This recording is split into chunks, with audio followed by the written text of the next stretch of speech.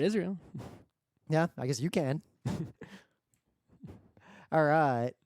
Lawrence is on. I mean, you can. You just, Yeah. I could stay there forever.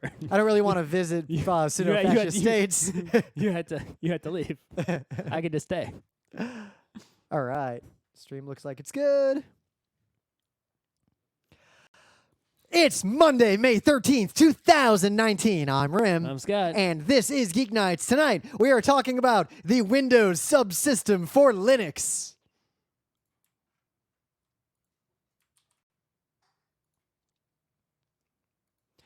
So, when we start the show, we always have a note about either biking or we complain about the weather in some fashion. But I want to complain about the weather. It's bad. Yeah, so normally, but I complain about the weather in a warm today, but I'm not actually that mad about the weather. And I also really don't like to have conversations. It's the middle of May, and it's still cold and wet, and it hasn't stopped being wet or cold. Where is the global warming that I've heard about? I'm not seeing it. Because it's not global warming, it's destabilized climate. That's bullshit. I want the warming.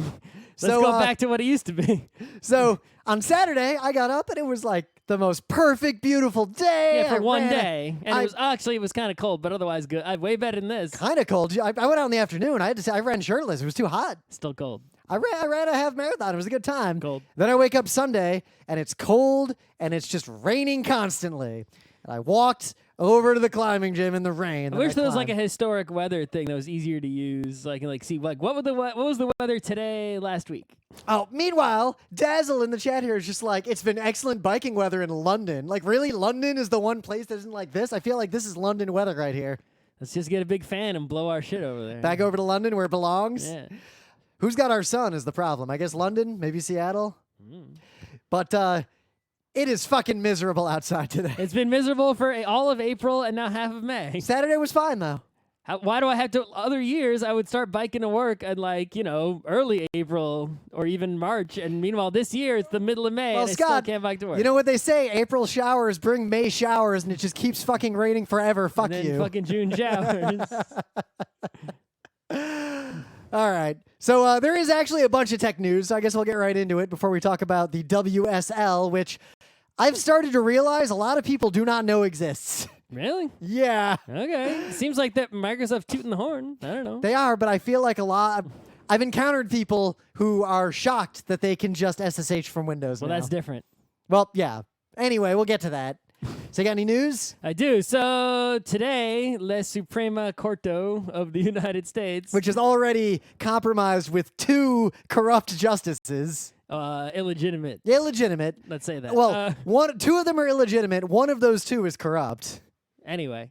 But anyway, the most illegitimate and corrupt one decided to side with the good people, giving a 5-4 decision in favor of good, in my opinion. Kavanaugh, who is probably a serial sexual abuser, allegedly. Anyway, way back, I think it was in 2011, someone decided to try a group of Apple phone users. Is it Pepper? I think it's called. It's Apple versus Pepper. Right. So whoever Pepper is, I don't fucking know, decided to sue Apple. And their argument, I'm not a lawyer, by the way. Their argument was this: you got this app store, Apple, and nobody can sell apps to an iPhone user legally without going through your app store. You got a monopoly on iPhone apps, right? iOS apps. And you're charging developers a 30% fee, which means that the prices for users are inflated artificially because developers are passing that 30% fee onto the user. Now, Apple... And if there was competition, which there should be under antitrust law, then those prices of apps would be down, and it would be better for users. So, and Apple is the one who is causing this anti-competitive situation. Therefore, we're going to sue Apple, and we want Apple to give all the users who bought apps their money back for those inflated prices. One could argue that Apple is not a monopoly except among people who choose to use Apple because there are way more Android phones than Apple phones. Anyway, Android is a much bigger ecosystem. So they went to the Supreme Court not to decide if Apple is a monopoly or not. That decision is a long ways off. Yep. They went to Apple today to decide are you even allowed to sue Apple, you users, right? Because Apple's argument was like, look, you're users. You can't sue us for this. Only developers could sue us for this, and they're not doing so right now, right? The developers are the ones who are getting charged a 30% fee, not the users. Therefore, if we have some sort of, antitrust going on, they weren't even arguing they weren't antitrust, at least not yet. Yeah. They're arguing that only developers would have, I guess, legal standing to sue for this. And the Supreme Court said, no, users can sue. And based on the 2 or 3 articles I read, the reference was back in the day to this case about bricks, and some state was suing the brick maker for high prices and anti-competition, but there was some issue where the bricks were being sold through a bunch of contractors and then to the state, and the state is effectively like the user in this case. And in that case, the ruling was, no, the contractors could sue. You're buying, right? You're not the state. Yeah. So, but here, the argument, at least in the side of the users that Shitty Justice wrote, was no one is arguing that the apps are being sold by Apple, right? It's not like the developer selling the app through Apple. The transaction is between Apple and the user directly. When you're buying the app from the Apple store. It's Apple servers. You're buying it from Apple. Developers are just making products that then Apple then sells and just gives a commission to the right. Yep.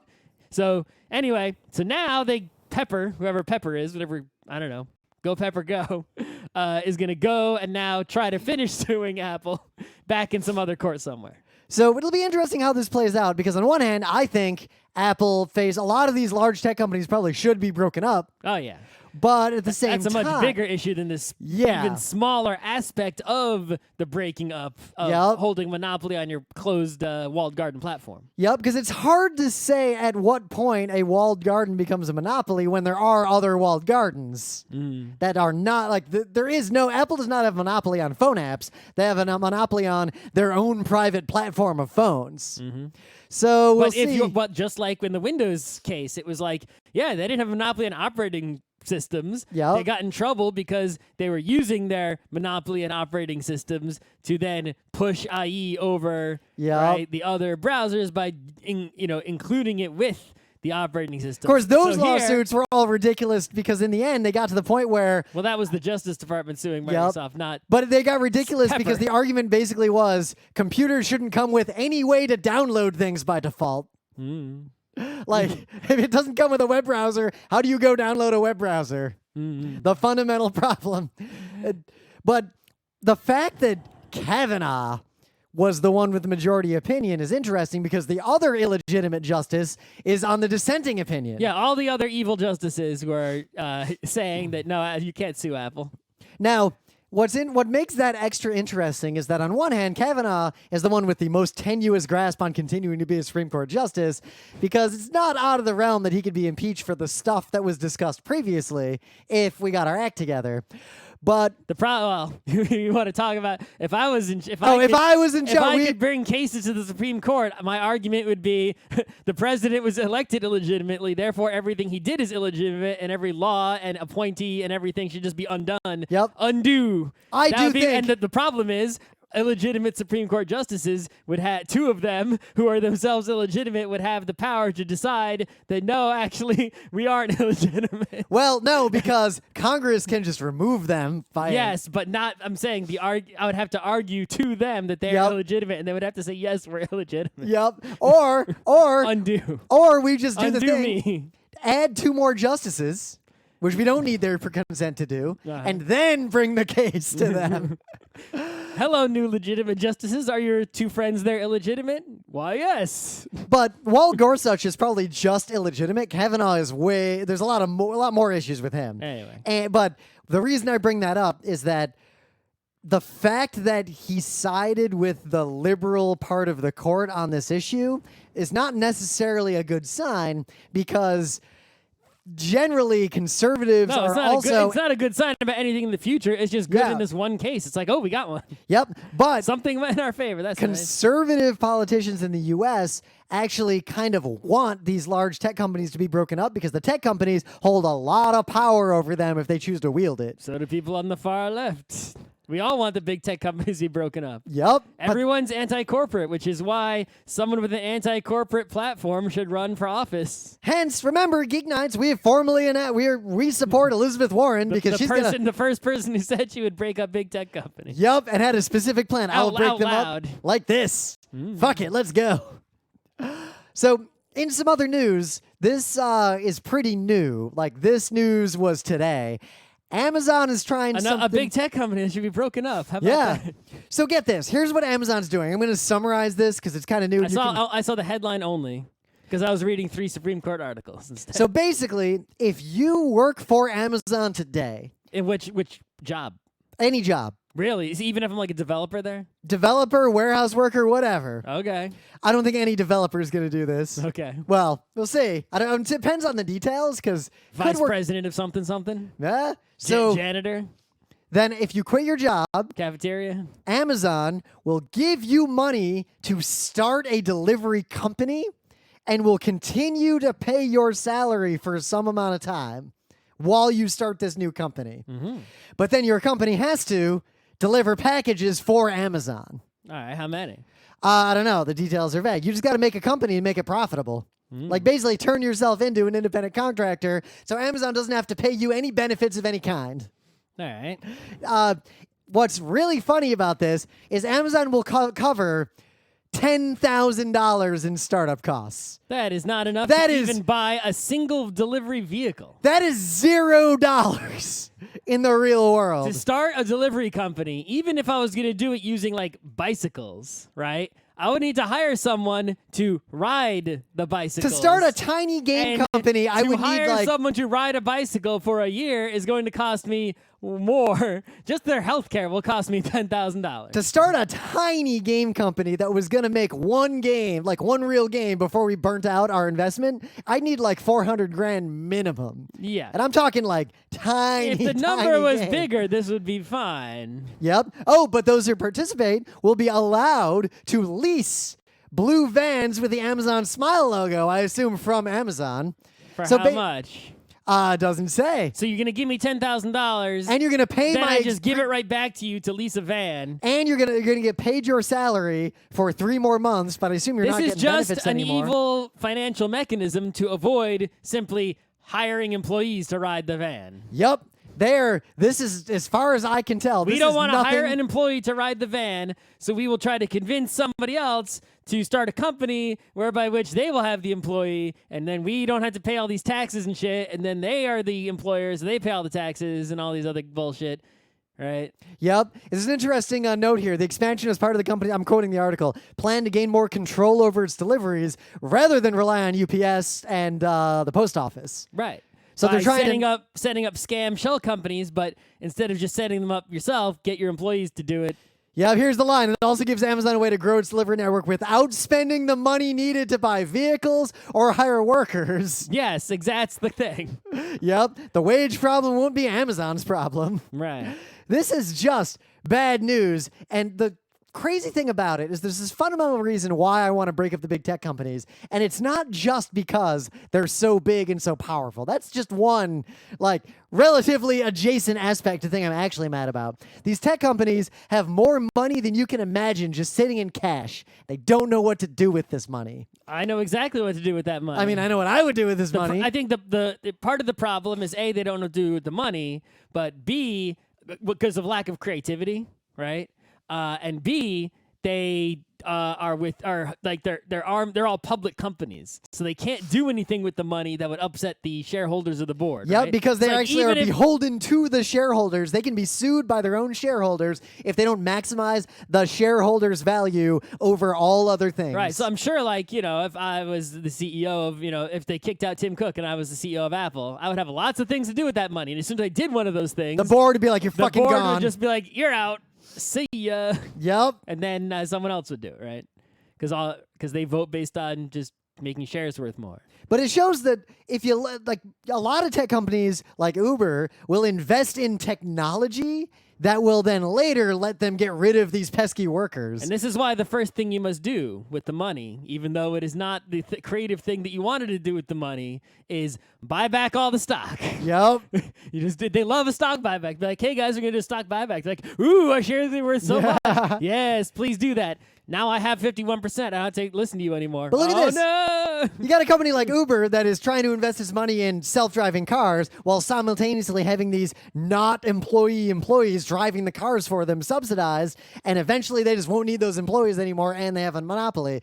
Amazon's trying to even skip that step and not even pretend this is about technology. They're literally just, hey, we'll give you a pittance if you're willing to take all the risk of being a delivery company for us.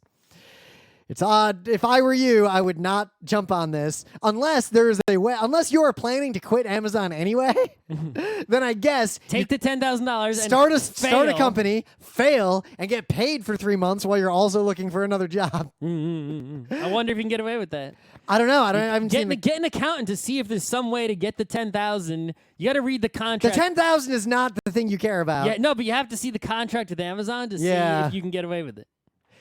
This is just. It's really bad, and again, this is why we want to break up these tech companies. In another minor news, before we get into the main bit, you may remember there's crazy people who try to live on those like offshore platforms off the coast of the UK from World War II. Well, I mean, Sealand died a long time ago. Yeah. Right? Sealand is over. Sealand was a big deal when we were in college. We were like, ooh, Sealand. We could host That's where we can dock the barge. Well, that's where we can, like, they had, like, computer hosting there. And it's like, aha, we can host our sites on Sealand and host all our illegal pirated stuff, and they can't block us. So, obviously, that was all dumb for a lot of reasons. It wasn't dumb for college kids. Yep. Well, because we didn't care that much. Anyway. We just needed a place to park that barge. Anyway. I should link to that episode. That's from like Anyway. 2005. So, this has apparently still been going on, but the Venn diagram between people who want to live on like 20-meter wide octagons in international waters Where did they get food from? and people who really care about fake cryptocurrencies. Oh, that's like the same person. It's There's just a circle. 100% overlap. That Venn diagram is a circle. It's the same people. Yeah. So there was apparently a company and a bunch of rich people. Peter Thiel, I guess, even donated money to this thing. That's pretty much the middle of the circle is that guy. Yep. So he gave $1 million to the Seasteading Institute, and they were trying to make it a thing. With $1 million, he could open up an Amazon delivery company. So basically, their idea was the same thing, but they wanted to use these octagon things floating 12 miles outside of Thailand. Okay. And they claim, yes, it is 12 nautical miles away from Thailand. It is technically international waters. We are a sovereign nation. Thailand said, and some rich people did this and were living on this thing. Mm-hmm. Thailand said, yeah, we have exclusive economic rights to a 200-mile radius, and we will fucking kill you. Because they have threatened Thailand's national sovereignty by declaring their own sovereignty, and that is a crime punishable in Thailand by death. Yeah, I mean, The Thailand Thai has, Navy... Thailand has, it's not the U.S. Navy, but it's a boat with big guns on it. I Yep. wouldn't fuck with them unless you're the U.S. Navy. So it's a lot Or like the Chinese Navy or it's something. a lot like how crazy "Don't Tread on Me" militia shitheads in the U.S. will have their stock of AR-15s, and they'll be like, "Government's coming after me. I'll be able to stand my ground." Like, yeah, and that's then not gonna. and then the FBI comes. Yeah, two Marines show up and you're done. One helicopter. So the Thai Navy sent like a destroyer and shot So the them? Thai Navy went to arrest this couple, and they were They tipped. actually tried to arrest them. How nice. Well, we assume they were going to detain them. Maybe they're just going to blow I it thought up. they were just going to shoot the guns at the thing as a warning shot. I imagine the or Navy just hit it. was going to detain them, take all their stuff, and then either execute them per their own laws or scare them enough and then make them leave. Like something like that. We don't know. Why didn't they just go 200 miles away where it's not a problem? Because there aren't just octagons floating 200 miles away. Didn't they make this octagon? I think they were already there. I don't know the full story. Oh, okay. Because it only made the news after the Thai government came in and said, yeah, that's not going to fly. So the people who are living on it have fled and are hiding somewhere in Thailand. Oh, they fled the octagon and went to Thailand? Where else are they going to go? Wouldn't you just go to, like, somewhere else? Like, Cambodia's not far. It's like So it's not clear where they are right now. I would go to non-Thailand. If Thailand is out to kill you, go to non-Thailand. Yeah, but I don't think they had a boat that could get them anywhere else. At least another country at minimum would have to extradite you, and it'd be a slight impediment. You would live slightly longer. So best I can tell, they are on the run. And Just get in a boat and go somewhere else. the moral of the find a story hexagon somewhere. is that people with too Go much to Malaysian hexagon. people with too much tech money should not have any amount of power over other people. That is the moral of the beginning of Geek Nights, and now it's time for... Also, don't declare yourself sovereign without a military. Yeah. That's Pretoria. to back it up. That's season 1 Family Guy Pretoria. Yeah. Things of the day. So, anyone who claims that they understand the broad strokes of how quantum mechanics works is fucking lying to you. Quantum mechanics is way more... I know like these general concepts, and I barely know them. All right, Scott, what is a quark? It's a particle that's smaller than a proton or a neutron. You need like a whole bunch of them to make a proton or a neutron or whatever. How many do you need? Like, what's in them? They got like different spins and shit. I don't fucking know how many you need. All right, They're matter though. They're not energy. All right, serious I know question. that much. What is an electron? It's a different particle. It's not a quark, but it's not proton or neutron level. It's it's pretty fundamental. It's on like the quark level. It's made of quarks. I thought electron was as small as electron goes. See, shows what I know. Yeah. So when I was in high school, we actually had to take classes on quantum mechanics. So I have like a advanced high school knowledge, which means I don't fucking know anything. I also read hyperspace, so I felt like I knew something for a year. Then I realized I didn't know anything. Mm-hmm. But what I remember from high school, and now there's a video that goes into a lot more detail about this. If you put basically, there's this idea called pilot wave theory. It's an old theory. Like the two-slit thing? No, the pilot wave theory is a way in quantum mechanics to explain the results of the two-slit experiments. So I said the two-slit thing. Well, yeah, but it's not just that. It also explains quantum tunneling and all sorts of nonsense. That's a word I know. The rough idea, I'm probably going to get it pretty wrong because this is my high school memory, is that the things we observe, like protons, electrons, like the particles, even photons like light. You know how light is both a wave and a particle? Mm-hmm. Well, this theory basically says that the photon itself is a particle, and there's a lot of particles that do things, and the particles travel on their own and follow these rules, but they travel via waves that precede them through space-time. They're piloted by these waves that we can't detect. And if you can model the waves, then you can understand the fucked up behavior of the particles. This is why the individual photons interfere with each other, even though you literally shoot them one at a time, and at no point could they have interacted with each other, because they're basically following the same pilot wave. Mm-hmm. And the pilot wave interfered with itself. Like, that is the best way I can explain that, and I'm sure anyone who knows more about quantum mechanics is already facepalming. But you can model this. So why is this thing of day? You can model that behavior and that fundamental theory about how quantum mechanics works very easily and with a shocking degree of accuracy by just putting some drops of oil on some water and vibrating that water.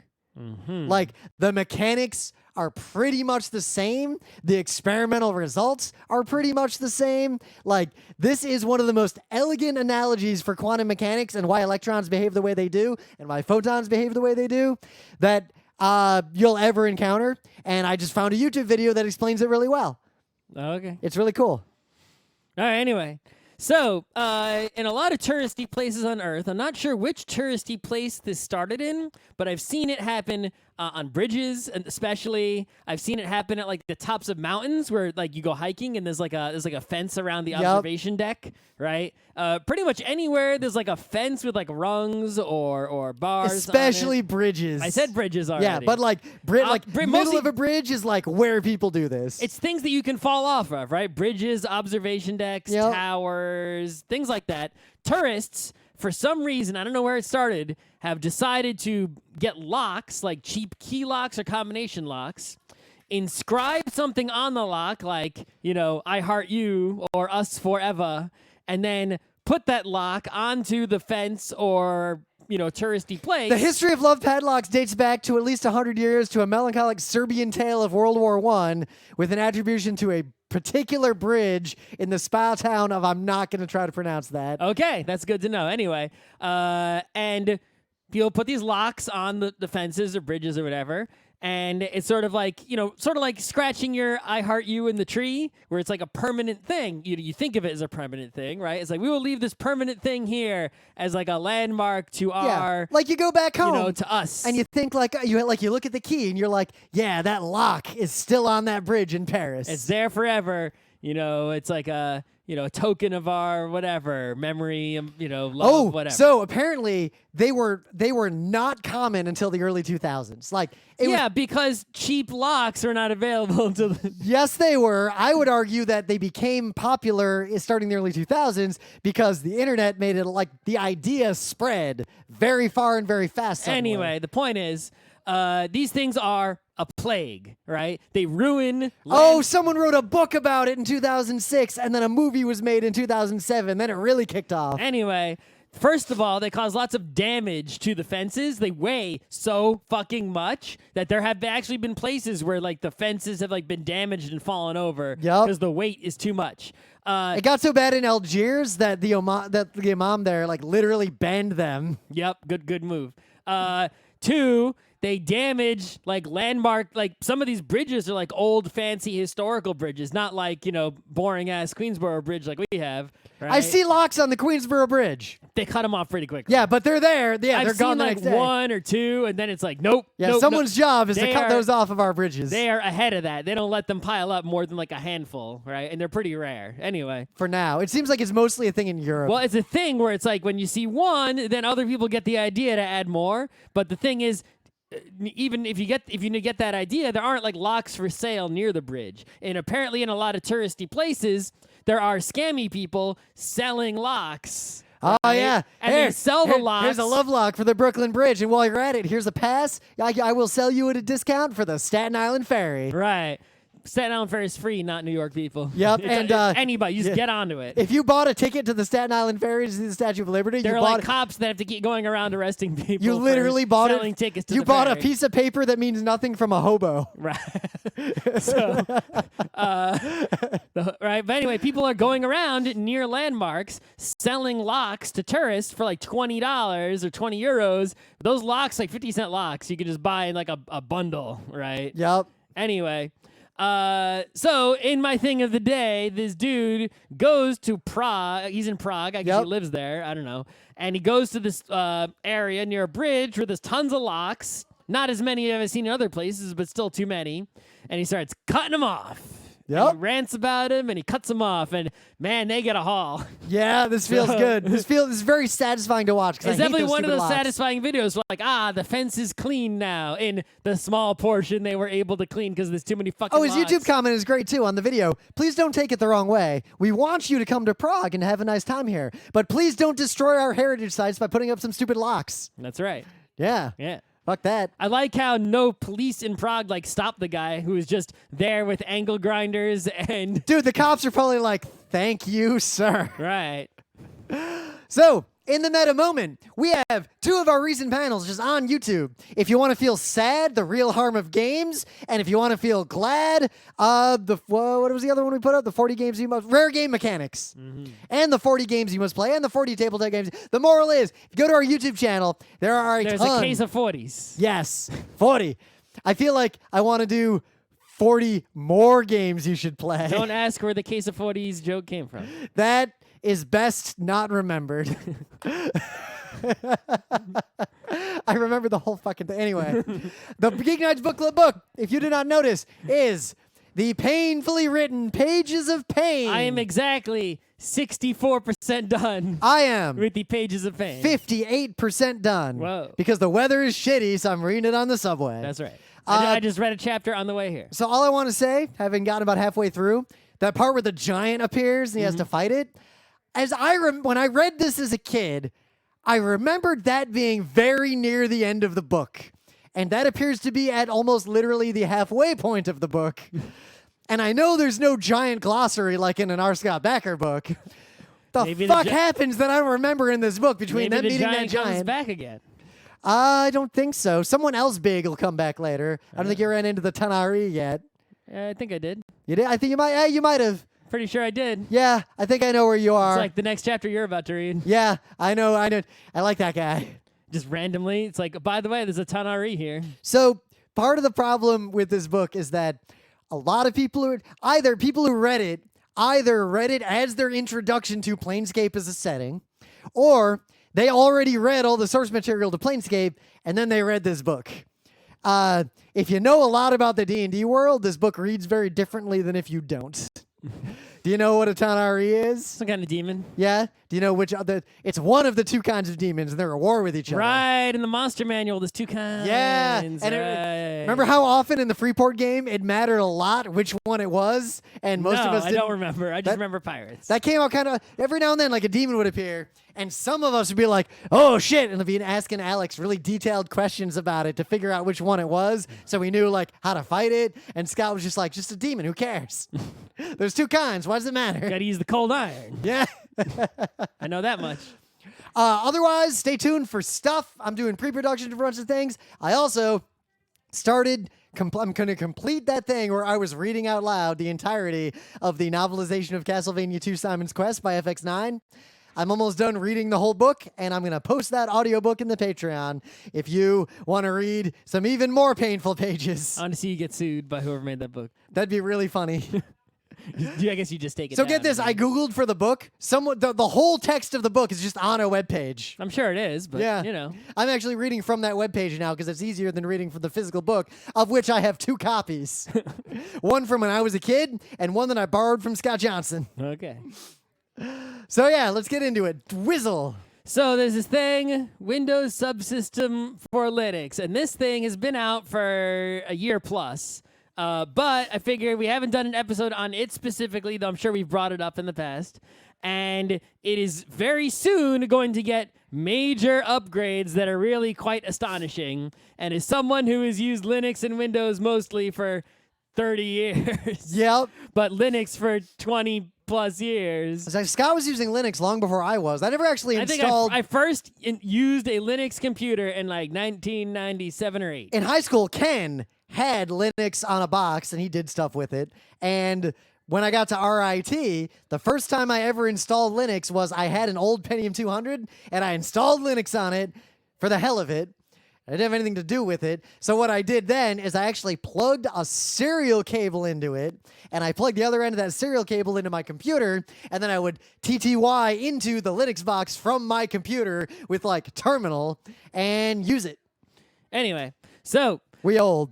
yeah, so back in the day, if you had a computer and you wanted to run Linux, but you still needed Windows on that computer, maybe to play some games, you would do this thing called dual booting. Or wine.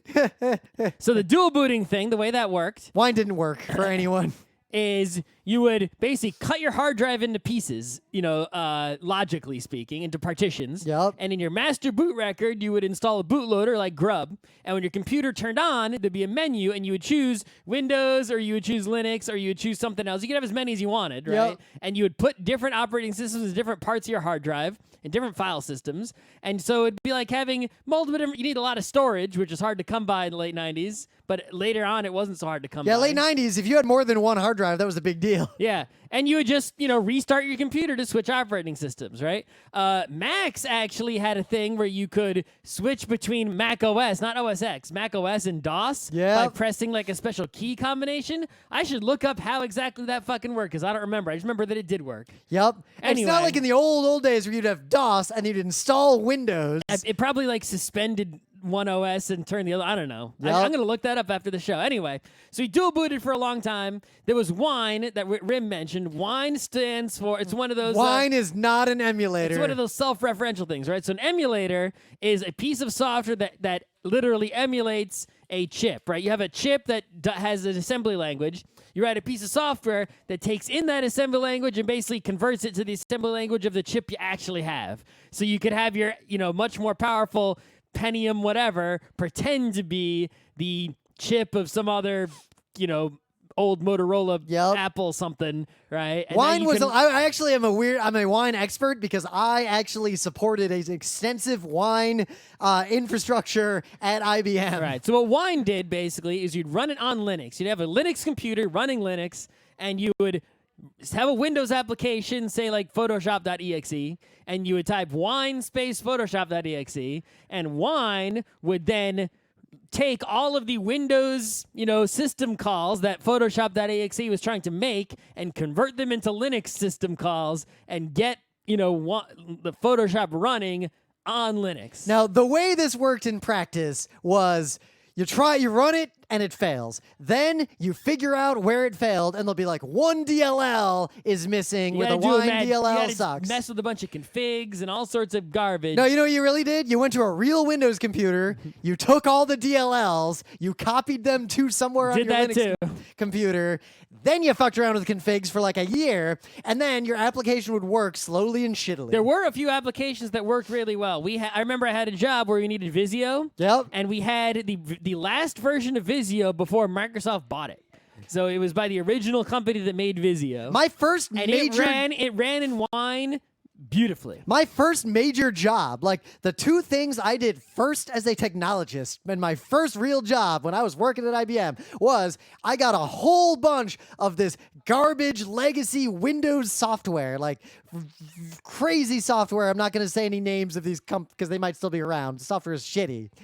And I got it all to work in Wine so we could deploy Linux desktops that ran this Windows software all over the factory floor. Anyway, so to get on with it, so then as computers got more powerful, virtual machine technology became available to not just servers, but people in their homes, things like VirtualBox, VMware, all kinds of stuff, right? Yep. On OS X and Windows and Linux. Basically, what this is you have a piece of software that pretends to be a computer, right? You have a program that pretends to be a hard drive, a program that pretends to be a video card, right? And now you can just install, boom, an operating system as a file in your file system, but it's pretending that it's a hard drive. Now, since I am not a developer, that basically solved most of my problems because usually I needed to use Windows primarily because I'm doing a bunch of Windowsy stuff in my real life, but then I'd want to do something in Linux for some reason, and I just spin up a machine, a virtual machine, and I'd telnet into it or SSH into it, and I'm good to go. Now the thing is, this is overkill for like most uses where people just need to like run an application on a different OS. Yep. The only time you actually need to virtualize all that hardware is if you're actually doing work on that low level where you need to virtualize hardware. Most people just want to run the application. They don't need to virtualize like the network card, right? Or anything like that. They don't even want to have a virtual network at all. They just want to use the same network they've got. Yep. Now right? This is where that failed. We used to run GeekNights. I had to use Linux to actually like make GeekNights because I used some fancy software. Resound. Yep, Resound and a bunch of scripting, and I had to make it work with this like weird ass sound. In those days, Adobe Audition was bad and cost $1 zillion. Yep. Did it even exist yet? Well, so it technically existed because it was Cool Edit, and Adobe bought that company. And back then, I eventually paid for Creative Cloud 4, CS4. I don't know. But so I had to dual boot to make GeekNights, and that was the last time I ran Linux natively on a computer. Right. So anyway, the point is that the reason I was only ever dual booting and virtualizing Linux in the first place, right, back in the day, was because if I wanted to do any sort of software development work, Linux is actually better at that. Yeah. Right? Nothing a normal person wants to do with a computer is necessarily better on Linux. Maybe a handful of things, not really. The vast majority of things that a developer wants to do, though, are just better on a Unix/Linux operating system. This is why, even though OS X is sort of a busted Unix with all these quirks, developers who are if you're not making a Windows app or a game or something like that where you're going to develop for Windows on Windows, develop the developer environment, all the tools for software development for making like websites or pretty much anything are better on OS X and especially Linux or any kind of Unix OS. Yep, all my developers, they all work on OS X. Right. I was dual booting, Linux all throughout college because I had to play Counter-Strike, so I dual booted, but I was using Linux to do all my CS homework. You couldn't do it in Windows. But get this. What was I So gonna do? look at this. Playing Counter-Strike had to be on Windows because running that on Linux sucked if you even got it to work. Running a Counter-Strike server, we had to run that on Linux because running that on Windows sucked. Exactly. Any kind of server stuff, right? You're not using any kind of Windows for that. You're using some kind of Nix. Anyway, Star Nix. So, these were our options. Virtual machines, up until like 2-3 years ago, it was like just still virtual machines on powerful computers was the way to go, right? For convenience of running Windows natively, getting, especially on like a laptop, right? You don't have Linux messing up your laptop or anything, right? There are a lot of cases where like people would run Linux directly on their laptop and it would mess them up, overheat or something, right? You get the proper Windows software running on the hardware directly, and then you just use a virtual machine to run the other software you don't need to. Until Microsoft finally released on Windows 10 WSL 1, which is the Windows subsystem for Linux. And what this was is basically a lot like wine. It's a lot like wine, only backwards. Well, let's back up. The only reason wine really sucked was that it was made It sucked. It wasn't sucked. a bad idea, it just sucked. It sucked because Microsoft actively opposed it Well, that's also true. for a lot of reasons. Right. It's a lot easier, right, for the closed source developers of Windows who have access to all of Windows to then make something that runs all the software that is meant to run on the open source Linux kernel. Yep. Right? So then rather than for the open source Linux developers to make a wine thing that would run all possible Windows software. Because a lot of wine development was literally like pick some random ass Windows DLL, figure out what the hell it does, and reverse engineer it enough to make it equivalent. Right. So the way that that first WSL 1, which is still the WSL that's available right now, it works, is basically a lot like wine. You go to the Microsoft App Store on Windows, and you find a Linux distribution. They're all in there. And like Ubuntu, Debian, and you just click install. And then you open up your PowerShell, your Windows even command prompt, and you type bash.exe. And bash.exe runs, and now you have Linux running. And if you want to get some GUI action, you have to go and get your own separate X server, right? Because that's the way Linux GUIs work. So you can go get a VC Xserve, Xming, or there's one that you can pay for. But it's supposedly okay, but you pay for it. It's not free like the two I just mentioned. There might be some others. You just run one. And then now, if you execute some GUI apps in your, little command prompt, they will show up in your X server that you're running. I don't think I have any. Because that's how Linux works. I don't think there's any GUI app I would ever need to run again. I don't know. But command line. So the way that I use WSL for my work is now I don't have to do any virtual machine bullshit, right? I run the X server. I have a little script. I double click on a shortcut, and a full screen Linux desktop environment runs in the second monitor. Just boom, there it is. Or if I don't have two monitors, I turn that mode off and I just run Linux apps in separate little windows, and they're just like there right next to my Windows windows, all together in the same thing. You wouldn't even know which ones are which. Yep. And it works great. But this WSL1 had a few problems, right? So the problems it had is, number one, really bad file system performance, like noticeable, versus accessing the file system directly. Which is interesting because that was one of the primary issues Wine had, and that was also one of the primary issues that you had dual booting, because dual boot, back then, it was very hard to read a Windows formatted. Well, I'm not talking about reading opposite file systems. I'm talking about just I/O is slow? just I/O is really bad in WSL1. It's like it's noticeably slow.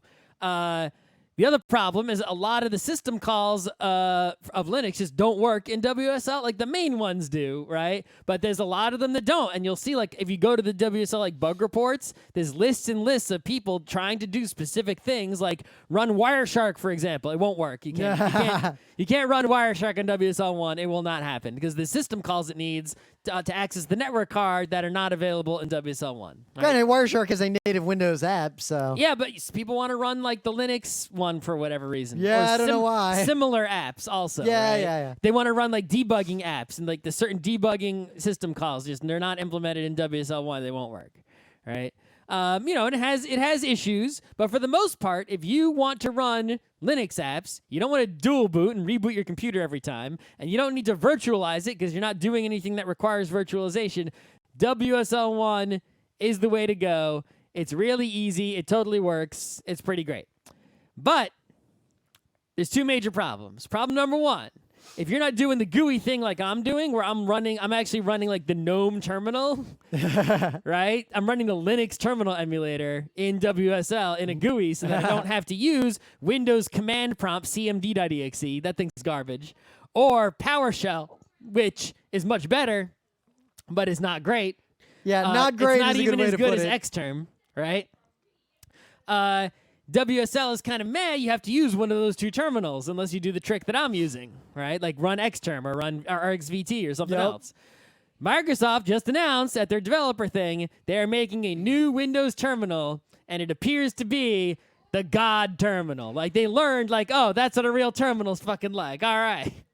So Windows itself, without having to, do some shenanigans, will have a legit awesome terminal. Even on OS X, they have terminal, which is better than any Windows terminal. But OS X users, Mac users, all of them install iTerm or iTerm 2. Yeah. Right? They don't use the garbage OS X terminal. But at least the garbage OS terminal has tabs. Right? But no, now Microsoft is making a real terminal that will be out at some point in the future-ish. So does this, because Linux on the desktop is already a ship that sailed and then sank.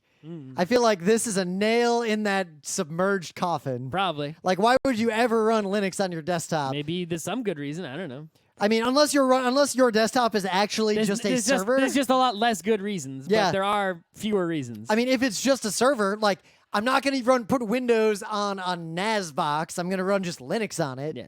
But there are some reasons, but not so many. yeah. But yeah, so the other big thing is WSL 2.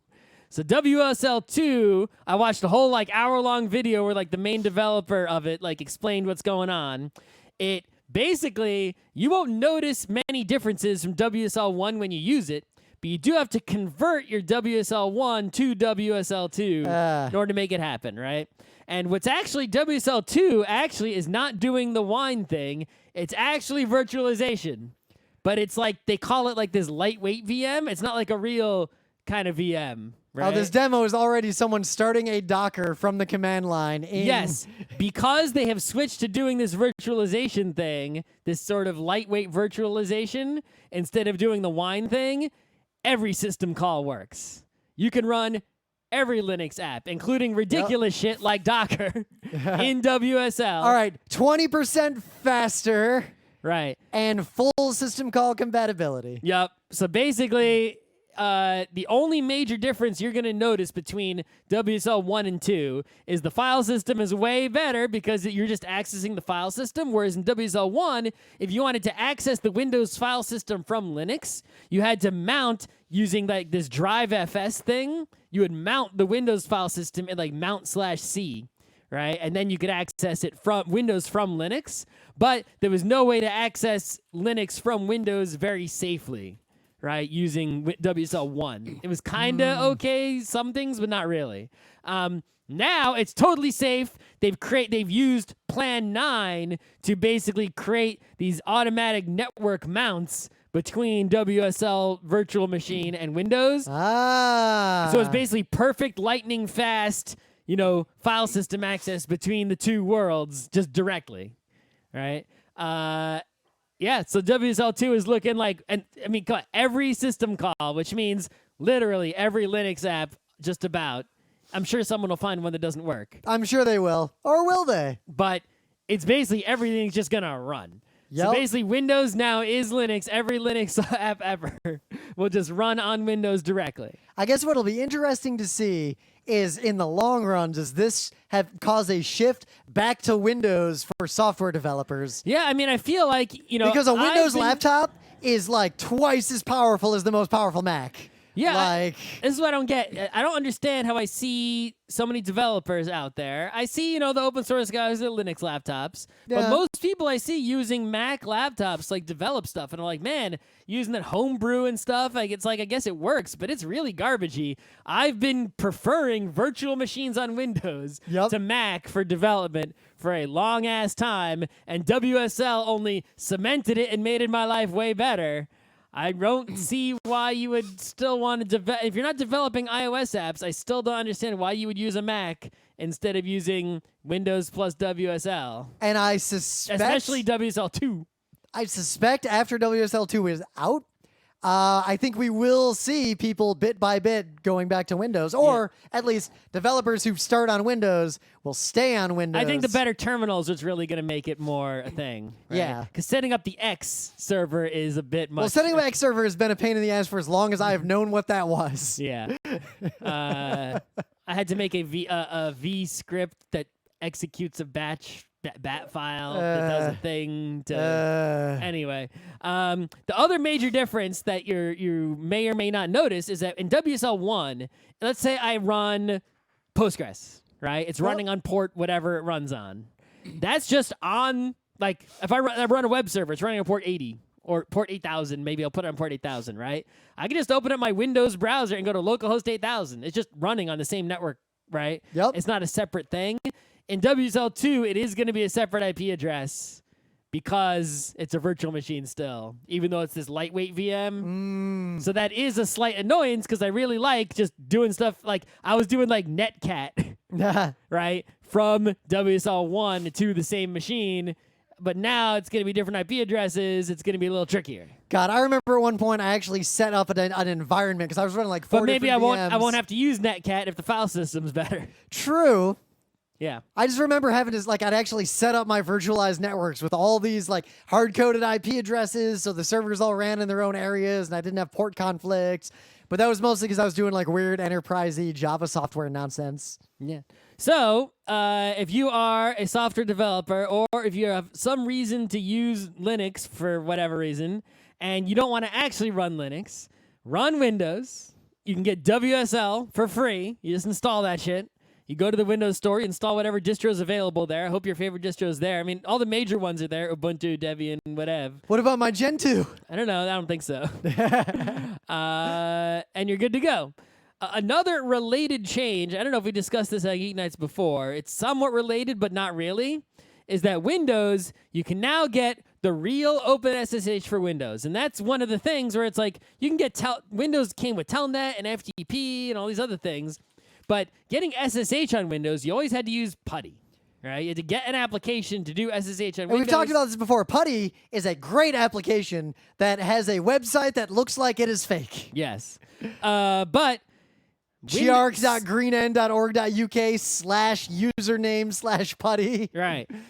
But starting a while ago, many months, perhaps even like up to a year ago, I don't know how long ago they did this. Microsoft made an official build of OpenSSH for Windows. This isn't WSL. This is, you're on Windows, you open the command prompt .exe, and there's OpenSSH, or just SSH.exe. It's a Windows app. You run SSH on Windows as a native app. It just works. You don't need PuTTY anymore. Right? And especially, you know, PuTTY, though, for as meh as it is still a better terminal than PowerShell or CMD. Yeah. So once this Windows terminal comes out, though, right, you open that and type SSH.exe. And now if you're just someone who needed, you know, if you're just SSHing 2 Linux machines as opposed to needing to run anything locally, you won't even need to install WSL. Yeah. You just get your Linux servers on Linode or Oz or wherever you're hosting your Linux servers, maybe under your desk. You got your Windows machine, you just SSH into them. That's how I do development on my iPad. As I have a SSH, there's an app you can get for the iPad called Blink, I think. It's just a SSH, or Mosh, which is like a mobile SSH. Mosh, it's pretty cool. And I just connect to a server, and now I can do Linux development from my iPad. It just surprised me my whole adult life that there was no native SSH client in Windows. PuTTY has been around for how long? Oh, forever? And it took until 2019 to finally kill PuTTY. And PuTTY is Microsoft finally done did it. You want to know how stable PuTTY was? You know what the current version number of PuTTY is? Yeah. 0.71. Okay. Yeah, version numbering doesn't, I'm not a fan of people's weird version number systems. Yeah. I'm now all about going 1, 2, 3, 4. Get rid of these dots. You don't need the dots. All right, 1, 2, Come on. I need major.minor.patch. That's bullshit. You don't need that. 1, 2, 3, 4. Okay. All right. I think it was a good show. Oh, and some fan in the forum says the ball guy is cute. Okay. Hard face. All right. All right. We're done. Guess I'll record the Patreon I guess bit. you're not cute. Maybe I'm not. All right, I'll do the Patreon thing live on the stream for once. Doot.